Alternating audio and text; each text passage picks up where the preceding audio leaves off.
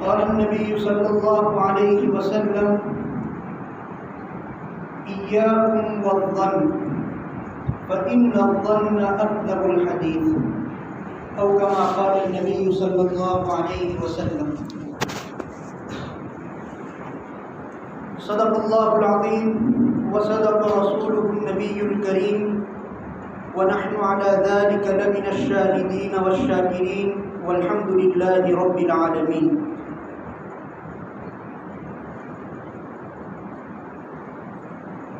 معزز محترم بزرگان دین، نوجوانان اسلام،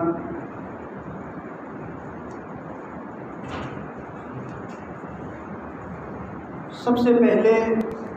ہم اس رب کریم کا شکر ادا کرتے ہیں جس رب کریم نے مجھے اور آپ کو دنیا کی سب سے بڑی نعمت مذہب اسلام عطا فرمایا. میرا اور آپ کا ایمان ہے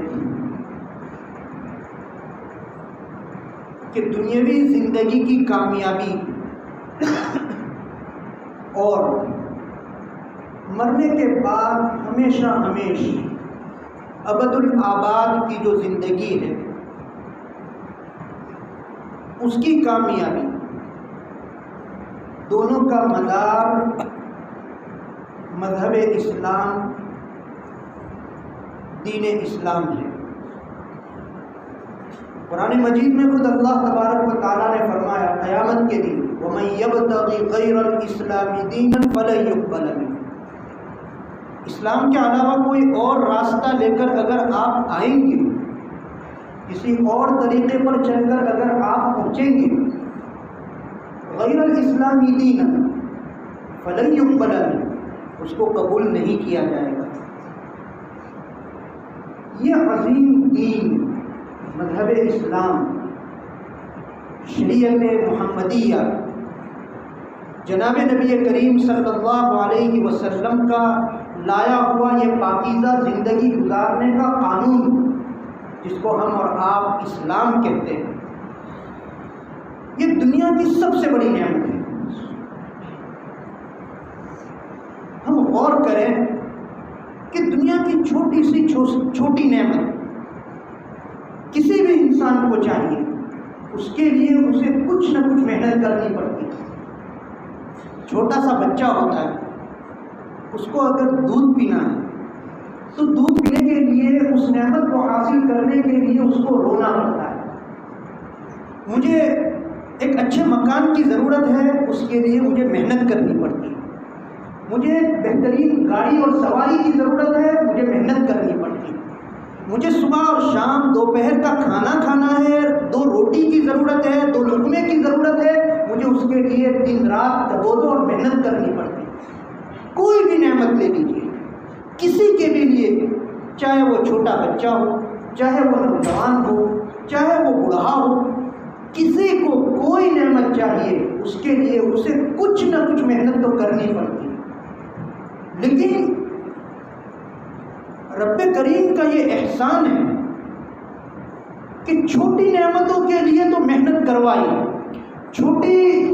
انعامات کے لیے تو کوشش کروائی، لیکن سب سے بڑی نعمت، سب سے عظیم نعمت، سب سے پاکیزہ نعمت، سب سے مقدس اور متبرک نعمت، اس کے لیے ہمارے اور آپ کے پاس کوئی محنت نہیں کروائی. بغیر مانگے مسلمان ماں باپ کے گھر میں ہمیں پیدا فرما دیا. اس پر جتنا شکر ادا کیا جائے، اس پر جتنا اللہ کے حضور سجدہ تشکر جو ہے ادا کیا جائے اتنا کم ہو. یہ مذہب اسلام ہے کیا؟ کسے کہتے ہیں اسلام؟ میں نے اور آپ نے اسلام کو مسجد کی چہار دیواری میں یہ سمجھا کہ جب مسجد آیا تو میں مسلمان ہوں. میں نے اور آپ نے یہ سمجھا کہ جب میں نماز پڑھ رہا ہوں تو میں مسلمان ہوں. میں نے یہ سمجھا کہ جب میں کسی جگہ پر جو ہے جب حج کے لیے گیا تو میں مسلمان، کوئی میں دینی مجلس میں بیٹھا تو میں مسلمان نہیں۔ اسلام نام ہے انسان اپنی 24 گھنٹے کی زندگی جناب نبی کریم صلی اللہ علیہ وسلم کے بتائے ہوئے طریقے کے مطابق گزارتے ہوئے، اس کا نام اسلام ہے۔ چنانچہ اسلام، میں اپنے گھر میں ہوں تو اسلام میرے ساتھ ہے، میں مسجد میں ہوں تو اسلام میرے ساتھ ہے، میں گاڑی میں ہوں تو اسلام میرے ساتھ ہے، میں ٹرین میں ہوں تو اسلام میرے ساتھ ہے، میں جو ہے رکشے میں ہوں تو اسلام میرے ساتھ ہے، میں اپنی دکان میں ہوں تو اسلام میرے ساتھ ہے، میں جہاں کہیں ہوں اسلام میرے ساتھ ہے، میں استنجا خانہ جا رہا ہوں تو وہاں بھی اسلام میرے ساتھ ہے۔ چنانچہ ابو داؤد شریف میں بالکل ابتدا میں ایک روایت ہے، ایک یہودی نے کسی صحابی رضی اللہ تعالیٰ عنہ سے یہ دریافت کیا کہ تمہارے نبی نے تمہیں سب کچھ سکھایا،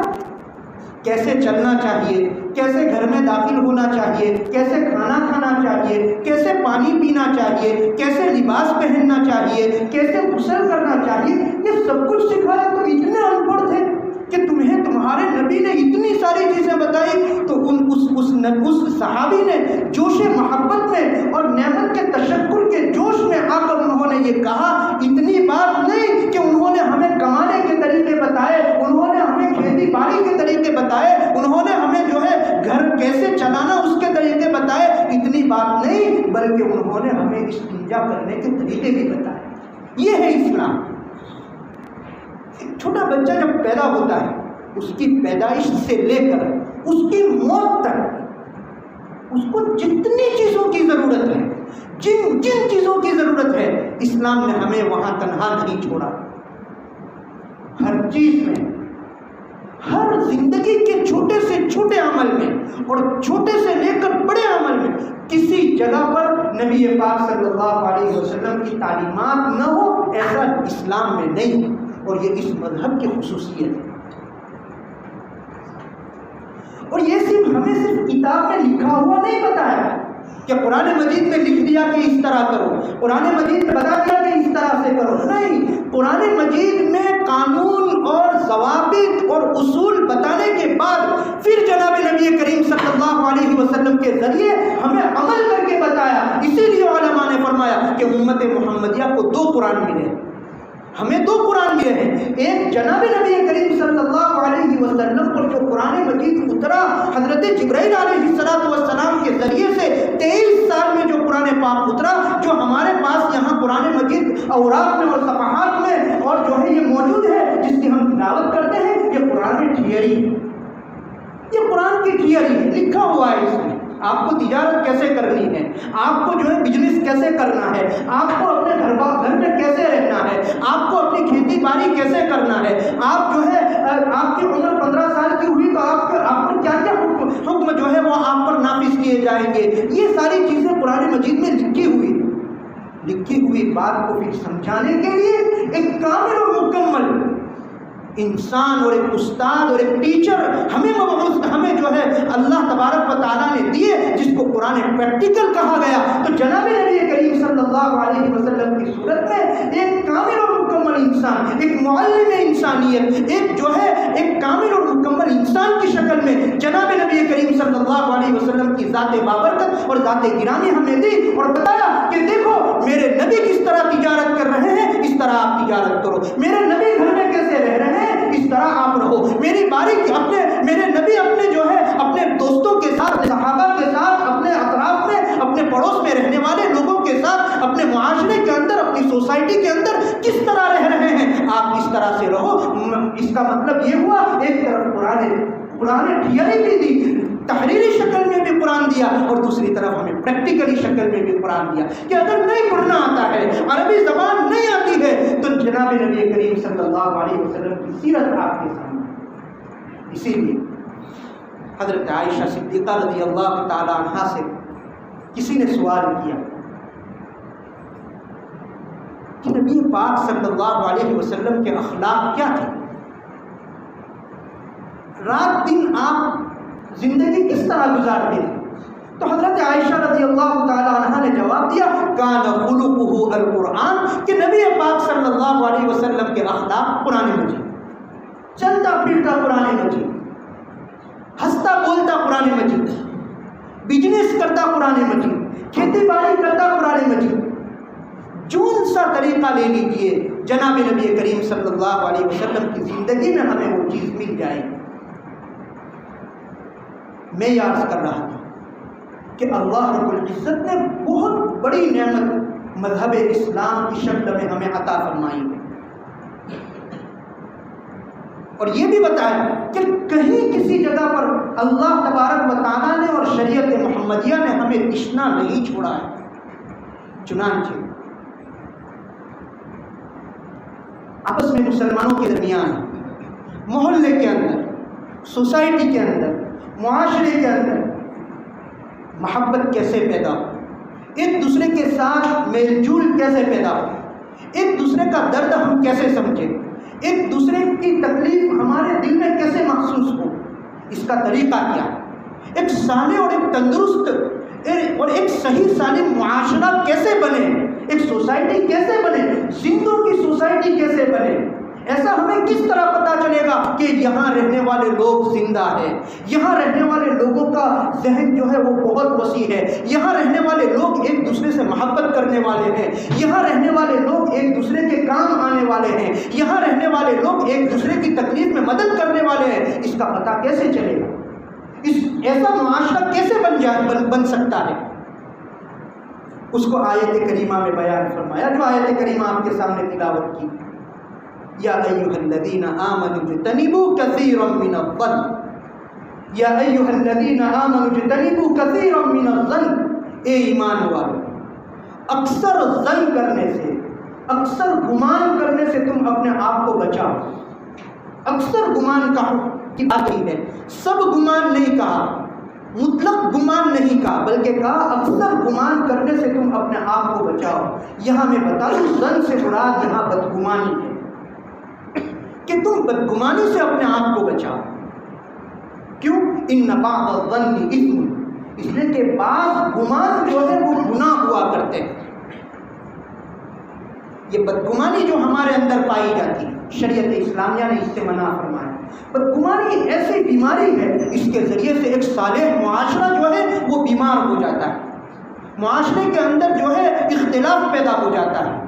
تندرست معاشرہ جو ہے وہ اس کے ذریعے سے اس کی تندرستی ختم ہو جاتی ہے، اور برادرانہ جو تعلقات ہوتے ہیں، اڑوس پڑوس کے جو تعلقات ہوتے ہیں، ایک محلے میں ساتھ رہنے کے جو تعلقات ہوتے ہیں، ان بدگمانیوں کی وجہ سے وہ تعلقات ختم ہو جاتے ہیں۔ حسن ظن کا حکم دیا گیا،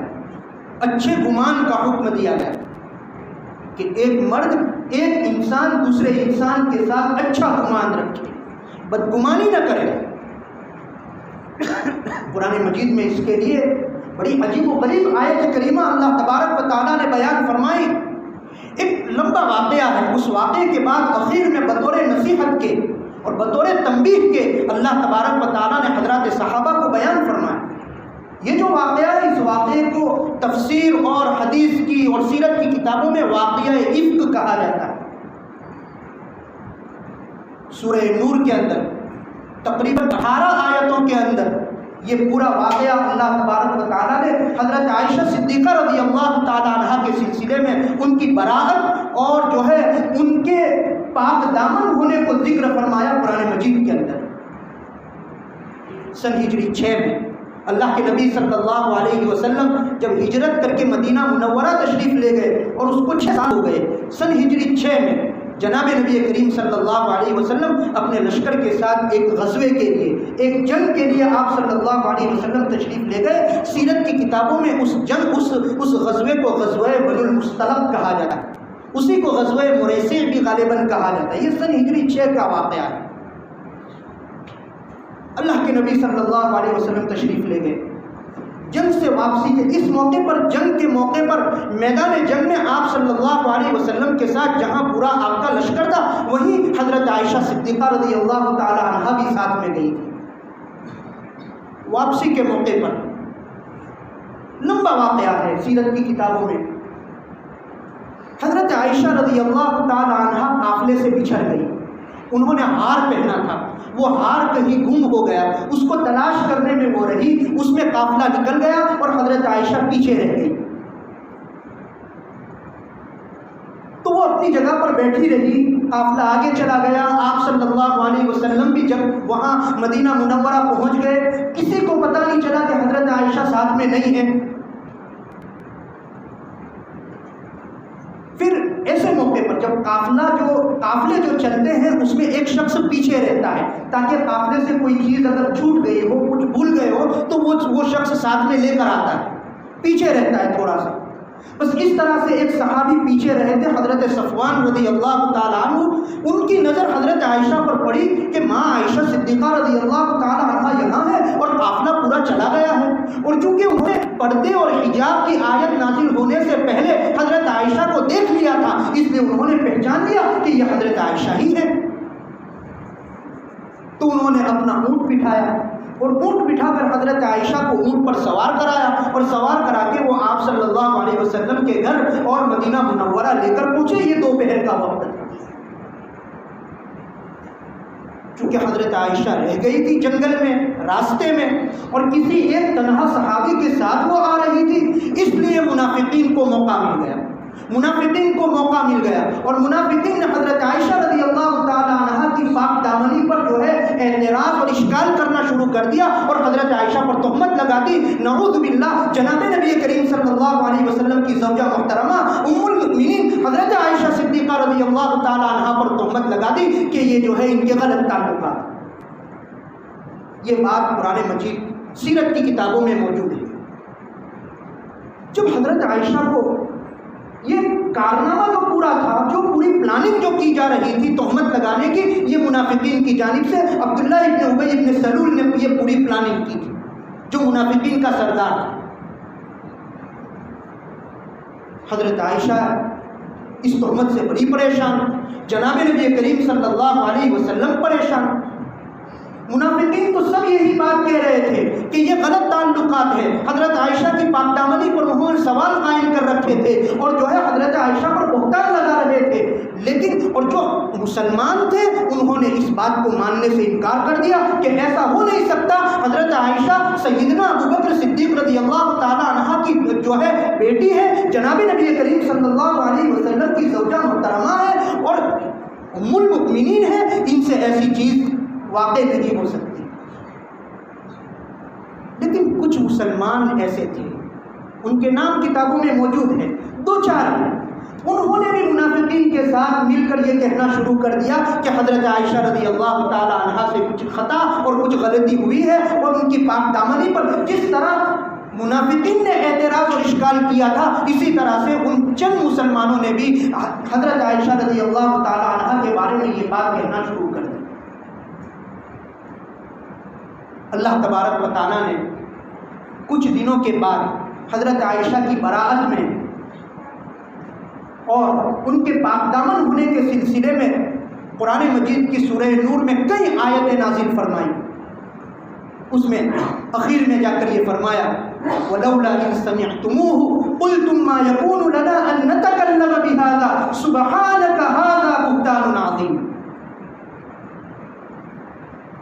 اللہ تعالیٰ اس میں فرماتے ہیں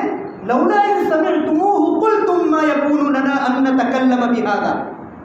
تم تک جب یہ بات پہنچی تو تم نے یہ کیوں نہیں کہا کہ نہیں، ہم ایسی بات اپنی زبان سے کہنا مناسب نہیں سمجھتے ہیں.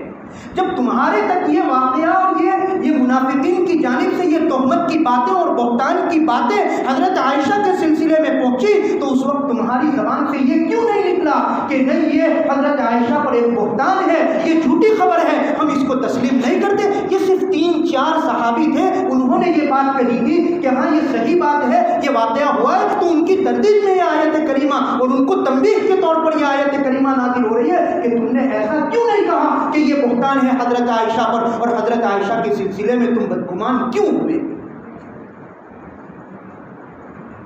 اور پھر فرمایا یعظکم اللہ ان تعودوا لمثلہ ابدا ان کنتم مؤمنین. آئندہ کے لیے نصیحت فرما دی کہ اگر تم مسلمان ہو تو آئندہ اس طرح کسی کے ساتھ بدگمانی کرنے کا تمہیں اختیار نہیں. عزیزان محترم، آج میں زندگی گزار رہا ہوں، میں اپنے محلے میں رہتا ہوں، میں اپنی بستی میں رہتا ہوں، میں اپنے شہر میں رہتا ہوں، اڑوس پڑوس کے ساتھ میرے تعلقات، میری زندگی پر اگر نظر ڈالی جائے تو ہمیشہ میں کسی نہ کسی کی ٹوہ میں، کسی نہ کسی کی عیب جوئی میں، کسی نہ کسی کے کوئی برائی تلاش کرنے کے اندر میں لگا رہتا ہوں۔ مجھے اپنے گریبان میں دیکھنے کی فرصت نہیں ہے، مجھے اپنی زندگی کا جائزہ لینے کی فرصت نہیں ہے، میں اپنی زندگی کو دیکھ نہیں پا رہا ہوں، اور میں لوگوں کے بارے میں یہ بات کر رہا ہوں، فلاں ایسا ہے، فلاں ایسا ہے، فلاں کے اندر یہ خرابی ہے، فلاں اس طرح سے مال کماتا ہے، فلاں اس طرح سے بزنس کرتا ہے، فلاں اس طرح سے کھیتی باڑی کرتا ہے، فلاں کے تعلق ایسے لوگوں کے ساتھ ہے۔ اسی کو بدگمانی کا، یہ بدگمانی۔ اللہ کے پیارے نبی صلی اللہ علیہ وسلم نے فرمایا ایاکم والظن فإن الظن اکذب الحدیث، کہ تم بدگمانی سے اپنے آپ کو بچاؤ، بدگمانی سے اپنے آپ کو بچاؤ، کہ بدگمانی سب سے غلط چیز ہے، جھوٹی باتوں میں سب سے جھوٹی بات جو ہے وہ بدگمانی ہے، چونکہ بدگمانی ہوتی ہے پھر انسان ایک کو پہنچاتا ہے، پھر دوسرا تیسرے کو پہنچاتا ہے، تیسرا چوتھے کو پہنچاتا ہے، کسی کی عزت کے ساتھ، کسی کے جو ہے اس کی عزت کے ساتھ کھلواڑ ہو جاتا ہے۔ کتنا عزت دار انسان ہوتا ہے، اس کے بارے میں بغیر کسی ثبوت کے، بغیر کسی دلائل کے، بغیر کسی براہین کے اس کے سلسلے میں بات چلانی شروع کر دیتے ہیں، فلاں ایسا ہے، اور پھر اس کے بعد وہ بات چل پڑتی ہے، اور ایک عزت دار آدمی جو ہے منٹوں کے اندر، گھنٹوں کے اندر، کچھ ہی وقت کے اندر وہ بالکل بے عزت اور حقیر بن کے رہ جاتا ہے۔ اسی سے منع فرمایا ہے کہ ایک صالح معاشرے کے لیے، ایک بہترین معاشرے کے لیے، ایک عمدہ معاشرے کے لیے یہ ضروری ہے کہ آپس کی بدگمانیوں کو دور کیا جائے۔ دو لفظ ایسے موقع پر آتے ہیں۔ بدگمانی کا مطلب کیا ہوتا ہے؟ بدگمانی کا مطلب یہ ہوتا ہے کہ ہمیں کسی کے بارے میں کوئی بات پتہ چلی، پھر ہم اس کے پیچھے پھر اس کے بارے میں خود ہی سوچ کر، نہ ہمارے پاس کوئی ثبوت ہے، نہ ہم نے اپنی آنکھوں سے کوئی چیز دیکھی ہے، بس ایسے ہی مسجد کے باہر بیٹھے ہوئے ہیں، کسی کے بارے میں کوئی چیز دیکھی اور پھر خود ہی سوچنا شروع کر دیا، اور دو چار باتیں جو ہے، دو چار واقعے ملائے اور کہہ دیا یہ آدمی چور ہے۔ خود ہی پولیس، خود ہی گواہ، اور خود ہی جج، اور خود ہی فیصلہ کر دیتے ہیں کہ یہ آدمی ایسا ہے۔ حسن ظن کی تعلیم دی گئی، دل کو صاف رکھنے کا حکم دیا گیا، ایک دوسرے کے سلسلے میں محبت کرنے کا حکم دیا گیا۔ اللہ کے نبی صلی اللہ علیہ وسلم مدینہ منورہ میں ایک راستے سے گزر رہے تھے، دو صحابی کھڑے ہو کر، دو مرد کھڑے ہو کر راستے کے کنارے بات کر رہے تھے حضرت ماعز اسلمی رضی اللہ تعالیٰ عنہ کے سلسلے میں۔ ماعز اسلمی بہت بڑی قربانی دی ہے انہوں نے، ان سے گناہ ہو گیا تھا، خود حضور کی خدمت میں پہنچے اور کہا اللہ کے نبی مجھ سے یہ گناہ ہو گیا ہے، آپ مجھ پر دنیا میں سزا نافذ کر دیجئے، میں آخرت اس کی سزا جو ہے وہ برداشت نہیں کر سکتا۔ آپ نے منہ پھیرا، تو منہ پھیرا تو وہ ادھر آ کر بیٹھ گئے جس طرف آپ کی نظریں تھی، کہا حضور مجھ سے یہ گناہ ہو گیا ہے، آپ مجھے معاف فرما، آپ جو ہے مجھ پر سزا نافذ کر دیجئے۔ تو آپ نے پھر منہ پھیر لیا دوسری طرف تاکہ وہ چلے جائیں اور ان پر سزا نافذ نہ ہو، کیونکہ رحمت للعالمین تھے، آپ نہیں چاہتے تھے کسی کو پریشان کرنا، لیکن وہ خود آ کر کہہ رہے ہیں کہ مجھ سے یہ گناہ ہوا ہے حضور، میں آخرت کی سزا برداشت نہیں کر سکتا، آخرت کا عذاب مجھ سے برداشت نہیں ہو سکتا، آپ دنیا میں مجھے یہ عذاب، یہ سزا دے دیجئے۔ چنانچہ ان کو رجم کیا گیا۔ اسلام کا حکم ہے کہ وہ گناہ اگر کسی سے ہو جائے تو اس کو رجم کیا جاتا ہے، پتھر مارے جاتے ہیں۔ تو وہ دو صحابی آپس میں، وہ دو مرد آپس میں بات کر رہے تھے کہ ماعز اسلمی جو ہے ان پر تو اللہ تبارک و تعالیٰ نے پردہ ڈالا اور ان کے عیب کو اللہ نے چھپایا، لیکن وہ خود ہی جا کر جناب نبی پاک صلی اللہ علیہ وسلم کے پاس گئے اور پھر ان کو کتے کی موت مرنا پڑا۔ یہ بات آپ صلی اللہ علیہ وسلم نے راستہ چلتے ہوئے سنی، آپ کے کانوں میں یہ بات پہنچی کہ یہ جو ہے اس طرح کی بات چل رہی۔ آپ نے اس وقت کچھ نہیں فرمایا، آگے بڑھے، آگے جا کر دیکھا تو ایک گدھا مرا ہوا تھا اور اس کا جسم جو ہے، اس کی باڈی جو ہے وہ سڑی ہوئی، اس میں کیڑے پڑے ہوئے تھے۔ آپ فوراً واپس آئے ان دونوں مردوں کے پاس، ان کو بلا کر لے گئے اور گدھے کے پاس لے جا کر کھڑا کیا آپ نے اور کہا اس کا گوشت کھاؤ۔ مرے ہوئے گدھے کا گوشت کھانے کا حکم فرمایا۔ انہوں نے کہا حضور مردار گدھا ہے، اس میں کیڑے پڑے ہوئے ہیں، اس کا جسم سڑا اور گلا ہوا ہے، آپ اس کا گوشت کھانے کا حکم فرما رہے ہیں۔ کہا آپ کیوں ماعز اسلمی کی غیبت کر رہے تھے؟